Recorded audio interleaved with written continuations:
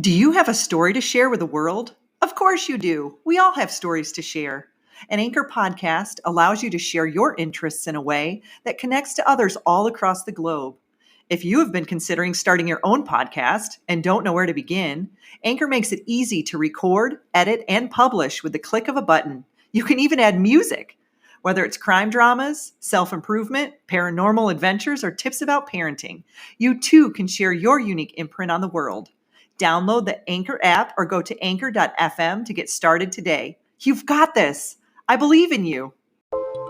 Welcome to the Existential Empath Podcast. My name is Tanya, and I am an intuitive empath. My intention is to share valuable tools and techniques that I have learned so you can tap into your own inner healer naturally and intuitively. Welcome back, everyone. I have guest Brenden Kumarasamy on with me today. Brenden is a communication coach, and he is the founder of Master Talk. He is the host of the YouTube channel Master Talk, which provides free access to communication tools to everyone in the world. And today, Brenden and I are going to talk about how to communicate effectively and confidently. Thank you for being on the show with me today, Brenden. Hey, likewise, Tanya. It's good to be on. Awesome. So what makes someone a good communicator? My entire life have presented in most of my positions. And so it was kind of took me back that a lot of people have a fear of being, able to communicate properly. And so, what does make someone a good communicator? Right. And it's tricky, right? Because when we think about communication, what does it even mean to be great? Does it mean saying less filler words? Does it mean being better at vocal tones? So the way that I've always measured communication or seen it is simply this. What is my definition of communication? It is simply to convey an idea in a way that achieves a specific outcome for a specific audience. How do we convey an idea in a way that achieves a specific outcome for a specific audience? But the range of that, Tanya, is wide. It could be, a speech that you're getting in front of 1,000 people. It could be a podcast. It could be convincing your significant other that, hey, Mexican food sounds a lot better than Chinese today. Right. Communication runs our lives, right? It's so crucial and important and from our personal to our professional lives. Absolutely. So to your point, what makes a great communicator? I would say it's someone who's able to achieve that outcome, someone who's able to get them, the person they want to convey the idea to take action on it. Awesome. So how important is listening when it comes to communication? Absolutely, Tanya. Listening is super important, right? That's why we got 2 ears in one mouth, because we want to listen twice as much as we speak. But what I will say before, I like that. Absolutely. It's not mine. I think it's Aristotle who said that. But the point I want to drive with listening is the big mistake most people make is they don't practice it that effectively. So I'll give you an example. Like for me, when we think of statements versus questions, a lot of us say statements a lot, but we don't ask enough questions. So I would encourage people who are listening to this podcast, what's one or two extra questions that you can ask somebody else today or tomorrow? Because that will automatically improve your ability to listen. That's a great exercise. I worked in healthcare and I had to work with a lot of doctors, and I only had maybe 3 minutes to do my spiel, to get them to actively communicate with me. And what I recognized is when I would ask a question and listen, I had a lot more leverage than I did from a sales standpoint, than I did from just shooting off my spiel, So I think that, like you said, it's important to listen more than speak. At least that's been my experience when it comes to communication. And when we are communicating, to make sure that it's effective and precise, like you talked about, that it's very focus driven. So when it comes to communicating, what is some of the biggest challenges that you see, that people are struggling with when it comes to whether it's communicating in relationships or even public speaking along that matter? Yeah, there's definitely a lot of challenges, Tanya. I would say the biggest one is motivation. A lot of people think it's fear, but it's actually motivation. And the reason is because if we're not motivated enough to work on our communication skills, we will never overcome the fear. But if we want it badly enough, we'll push through the fear. So this is why my question is always, how would your life change if you were an exceptional communicator? A lot of us focus so much on the negative, the anxiety, the stress. Whereas for me, it's always been, well, communication is every part of our life. So if we really take a step back to focus on that question, we'll get motivated and actually get this done. Interesting. So, when I did some of my best speeches, I felt confident in what I was sharing. I think when I struggled is when someone would throw me a topic and I hadn't done my research on it and I didn't really necessarily feel as confident about it. I could ride with it, I could do it, but I felt much more confident and comfortable in my presentation when I knew exactly what I was talking about. So, you being a competition communicator, what are some advice that you can give to people, especially in the business world when, your boss comes in and says, hey, I need you to get in front of the executives and talk about this particular topic. And maybe you're not 100% privy about it. What's some techniques that you can give people or some advice?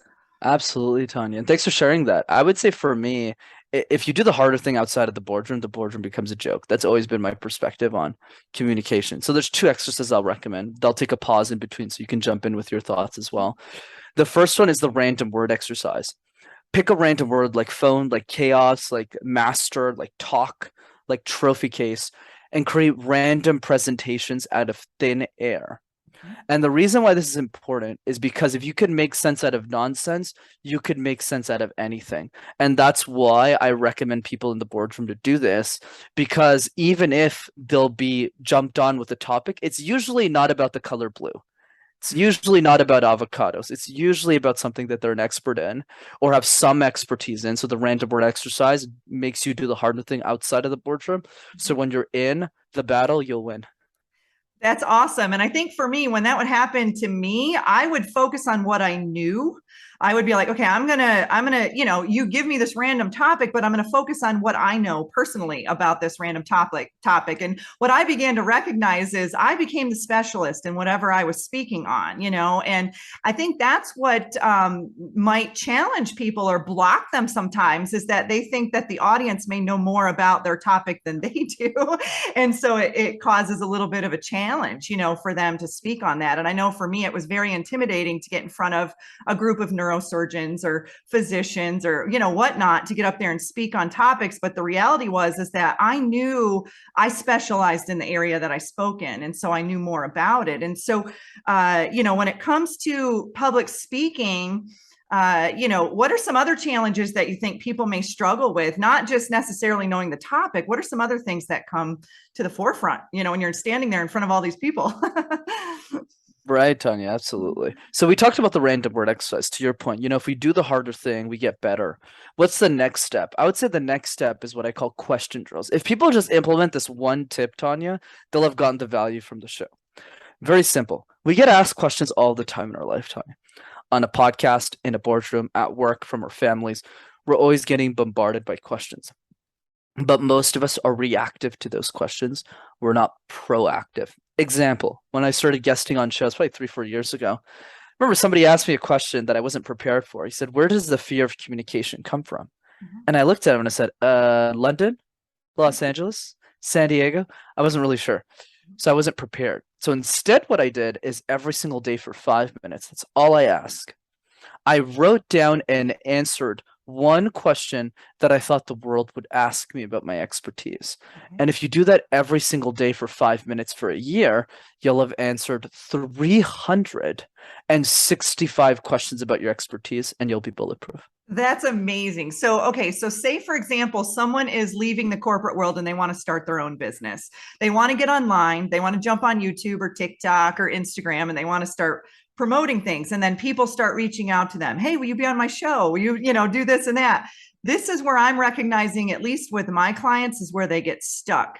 They are like, okay, I'm in control of my voice, of what I'm putting out there. But then when someone asks me to be a guest, I get a little scared and I and I freak out. So that's an excellent practice to do, is to ask yourself what types of questions, or present the questions that to the guest or to the host of the show. And I like that because it helps the host, know what questions to ask, but also you're prepared to know how to answer them. And I know one other thing that helped me, Brenden, when I started to public speak was to speak in front of the mirror, to get used to my own voice, my own mannerisms, my own nonverbal, cues. I think that's really important as well. And whether you're communicating in front of 5,000 people or in front of one person, it's important to understand your nonverbal, right? So what are your thoughts on that? Absolutely. I think you're absolutely spot on that, Tanya. It's all about understanding the different nuances of communication around us. And the other part that I would add to this is, especially for the introverts listening to this, is remember that you're in control, especially in the context you just drove around podcasting. Yeah, you're right. Sometimes it could be stressful, but what I will also say is remember, they're asking you to be on the show. So if you're not comfortable asking or answering off-script questions, you just let them know. Hey, like I only work of questions, could you give me a list? And if they say no, you just don't do the interview. That's all. Of course, at this point in my career, I'm super easygoing. I can go into any direction, 20 different ways. But when I got started, that wasn't the case. But the idea for everyone listening is make an excuse to do the thing, not do the thing. So if you're worried about random questions, just make it clear to the host, hey, how about we just agree on 15 questions that you're just going to ask me? And if we can't agree on that, I'll just move on to the other show. And that's really how we want to start that conversation to build it. But the key is really to do it, especially for those of you who want to be thought leaders who are listening to this. Podcasting on guest podcasting is super important.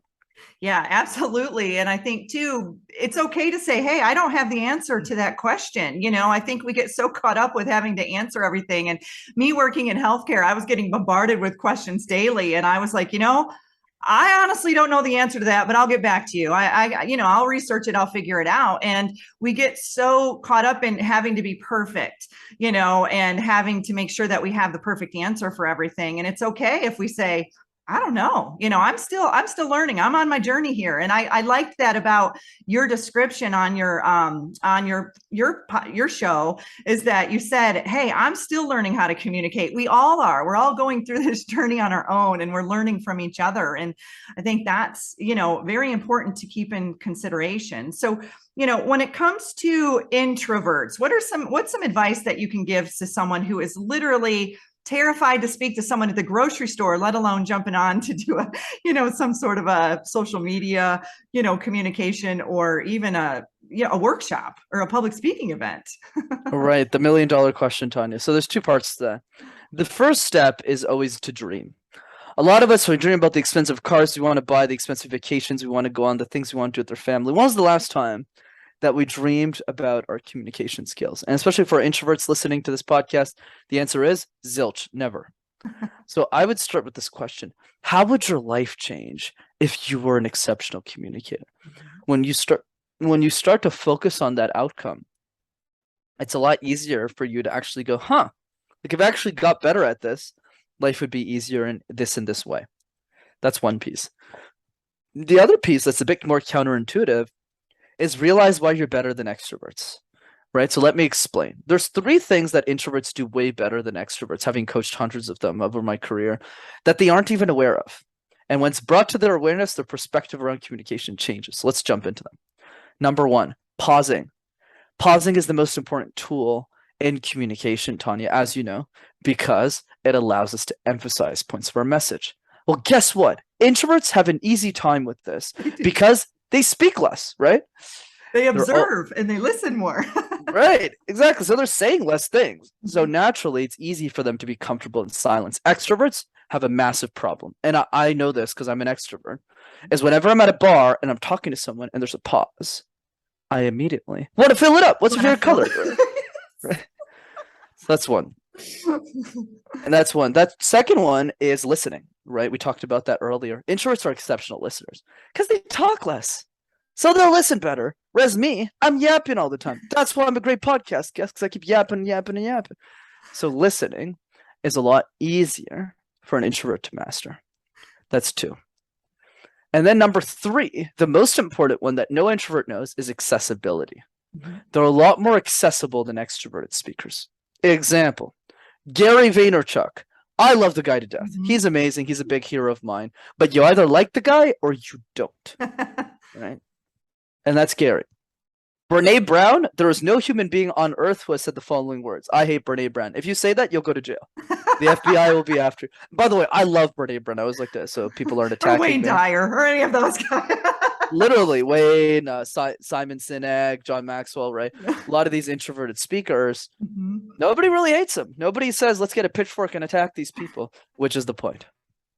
That's funny. And that's so true, is that, you know, introverts, and I call myself an introverted extrovert because I'm extremely extroverted in certain scenarios, but then I'm extremely introverted in others. And so, but it's taken me a long time to learn how to listen. And I think if you are an extrovert and you're an excellent communicator, you might want to work on listening. And if you're an excellent introvert listener, you might want to work on communicating. It's like a little bit of both, that you try to find the balance, you know, in between. And I think it's funny. I grew up in a family that always talked over one another. And so when I got married, his family was very silent. We'd sit at the dinner table and they were quiet. And I felt like I needed to fill the silence because it felt very awkward. And so for my first year of marriage, I was learning how to just be okay sitting there eating and not saying a word. And it felt so strange. But then when I went back to be with my family, it felt so strange to just sit there and be quiet because they're looking at me like, what's wrong with you? You know, so everybody, I think a lot of it is our childhood belief systems too, you know, how we grow up and how we learn how to communicate, you know, from our parents, our teachers, our peers, and all of that. And it's really just trying to reprogram ourselves to find balance in both the speaking and the listening. Right? Absolutely. Yeah. So what are some other tools and tips that you have for people that may be struggling with getting out there and sharing their truth and their authenticity? Absolutely, Tanya. So we talked about two of the three that I call my easy threes. Communication is like juggling 18 balls at the same time. And if we try and juggle all 18, all of them will just fall to the ground. So now the question becomes, what are the three easiest balls to juggle? So we covered two of them, which is the random word exercise. Pick a random word, do that a few times a day. Everyone's got 10 minutes because I'm assuming everyone listening to this podcast showers every day. Let's hope that is the case. That's one. Number two is question drills. 5 minutes a day is all I ask, once a day. That's it. Write down a question that you think the world will ask you and answer it. Simple. What about number three? Number three is so simple, nobody does it. Make a list of the people that you love. And Jeanette, ask yourself, when was the last time we sent them a 20-second video message to just say how grateful we are for them? Oh, wow. That's it. That's all we need to do. Because that lesson teaches us something really important about what communication is for. Because a lot of us think communication is a chore, like doing the dishes. Oh my God, I gotta like speak at the boardroom and do all this, instead of seeing it as a tool for impact. So I encourage you to do all those three things and you'll be much better at communication. That's awesome. Those are some great tools and techniques. And so, you know, what are some tools that can help people listen more? The pause, you talked about the pause. Are there some other tools that can help people? Absolutely. So the pause is one of them for sure. The second one is the piece around questions versus statements. Always audit the percentage of questions versus statements that you're saying on a day-to-day basis. You'll find oftentimes that there's a lot more statements than there are questions. So just flip that a little bit around. That's the second piece. The third one is listen to podcasts like this, but very attentively. I actually did this to master listening. I still have a lot more to go, trust me. But I did it to get better. Why? Because what's nice about listening to podcasts, Tanya, like this, is the conversation is already over by the time someone listens to it. So the only choice that remains is to take notes and listen to the person. So don't just listen to the podcast, actually take notes on everything that's being said. And I do that 10 hours a week. That's why I'm a great listener. That's awesome. So, and what that's doing, Brenden, is it's incorporating both the right and left hemispheres of the brain. And that's what I work with, is the subconscious mind. So when you are actually actively listening and then recording, you're using different hemispheres of the brain. And so what that's doing is it's programming your subconscious.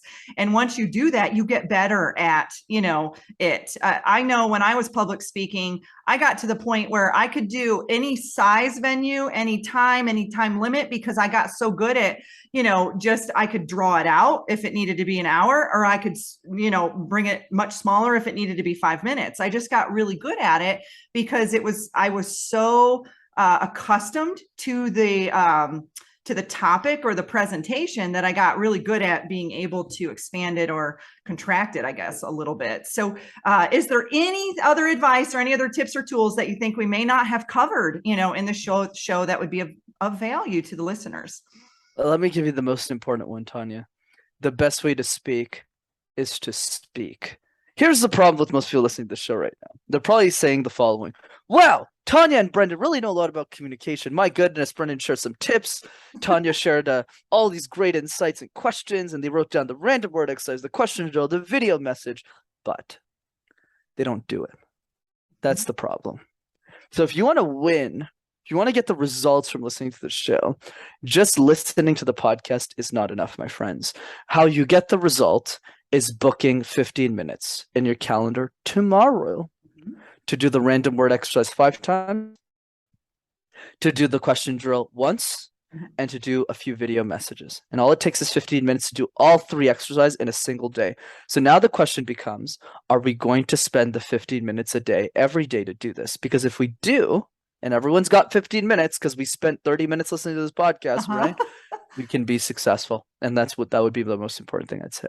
And that's great, because just like anything, a sport, a hobby, whatever you're trying to get good at, you practice, right? And the more you practice, the better you get at it. And so, I laugh because my sister, I'm an extreme, I could get up in front of huge groups and my sister could barely speak in front of 2. And so I was trying to teach her how to do that. And she would get, I called it turkey neck. Her whole neck would get red and she would get really stressed out when she would get in front of the crowd. And, and a lot of it is, people feel like they have a hard time people staring at them, or they're going to be criticized, or they're going to be judged. How do you teach people to get over that?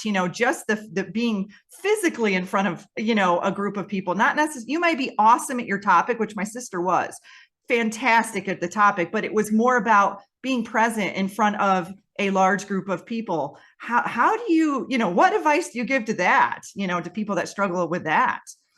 Absolutely, Tanya. Here's what I'll say. The fear never goes away. It's just at a different level. I'll give you an example with me. Let's say we're having lunch. Me and you, we're having lunch together, and somebody calls me. I pick up the phone, and it's Elon Musk. And he says, hey, Brenden, been watching your YouTube videos for a while now. You're really good at what you do. How about this? I'll give you $1 million. Come tomorrow and coach me for a few hours. I'd really appreciate it. Would I shit my pants? Yeah. Yeah. Of course. Of course I would. Even if I've coached a ton of people, I'm super happy with the progress I've made in my life. That doesn't deny the fact that there's always a level that's scary for all of us. So what's the better frame? The better frame is to see fear in our message for what it is, which is a boxing match. Let me explain. Okay. One side of the ring is the fear, the stress, the anxiety. Oh my God, I don't know why. I got my turkey neck. I got my chicken neck, whatever. This is what could happen, right? Right. And then the other side of the ring, Tanya, is the message. Why does this actually matter? Why is this actually important? The goal is not for the fear to leave that ring. The goal is to make sure that when your message and your fear meet in the middle of that boxing match, that your message gets the knockout punch, that your message wins the match every single time you get into the ring. It's not about the fear to just run away, to make sure that every time you keep coming in the ring, the message knocks it out. Why is that? Why did I start Master Talk? I was a 22-year-old kid who has a crooked left arm, who studied in French his entire life as a second language, could barely speak French correctly, had a ton of anxiety, and at least you have a study in communication. I have a bachelor's degree in accounting, Tanya.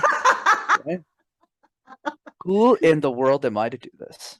Why did I do it? I did it for the 15-year-old girl who can't afford me. That's why I started Master Talk. And that's way more important than any fear that's associated with it. So I knocked it out. That's amazing. And that in itself, that's inspiring to me, because you went against the grain. You did something completely out of your comfort zone and said, I'm going to master my talk. I'm actually going to work on this. And through my journey, I'm going to assist others in doing this as well. And I think, that's really inspiring for all of us, because many of us go through these chapters in our life where we look back and say, maybe I got into this because my parents drove me into this, and now I'm not having any passion doing this, and I want to completely shift what I'm doing. And so many of the clients that I work with are in that transitionary stage. And it's funny. I just had someone recently who's like, I've been in accounting for 40 years and now I want to, start my own business, and I don't know how to start a YouTube channel and get out there, and I'm terrified and this and that. So I think that this video will be of value to that person, specifically, because your story in itself inspires those who may be sitting behind a desk, maybe doing these things that, they're ready to step out into the forefront and be more visible and seen. And I know for many of my clients, the fear of being seen, is a big one. And I know within myself, I remember just even in my wedding, having to walk down the aisle and everyone staring at me gave me anxiety. But yeah, I could stand in front of 5,000 people and talk about, my topics. So it's really funny how our fears are very layered, like you said. And once we overcome one, then, there's another one that we're like, okay, but then using that as our motivation and as our inspiration to succeed and to push through it. And then looking back and saying, wow, when I first started talking, being able to stand up in front of 5,000 people was terrifying. Just that one person I had to get in front of. And now looking back, it's like, no big deal. And so I love this conversation. I think we've touched on a lot of topics and it's been amazing. So Brenden, how can people reach out to you? Where can they check out, more information and find these free tools and tips that you give to help people communicate better? Absolutely, Tanya. It was such a pleasure to be on your show. Thanks so much for having me. So 2 ways to keep in touch. The first one is the YouTube channel. Just go to Master Talk in one word. You'll have access to hundreds of free videos on how to master communication and effective communication as well. That's the first way. The second way is I do a free workshop over Zoom every 2 weeks. And these workshops are live over Zoom. They're not recorded. So if you want to jump in on one of them and see me coach people live, just jump in on the next free one at rockstarcommunicator.com. Awesome. Very fun. Well, thank you, Brenden. I appreciate you sharing all of your valuable expertise, in this area. And I look forward to seeing all the comments and hearing all the comments that the listeners and the watchers, get to share with us once they've, gone out there and tackled their fears around speaking. Sounds good, Tanya. Thanks so much for having me. You deserve to navigate your life as an empath in alignment with health, happiness, and abundance. To learn more about the services that I provide, including Beyond Quantum Healing Hypnosis, EFT Tapping, and the Emotion Code, visit my website at www.thesoulcafe.org.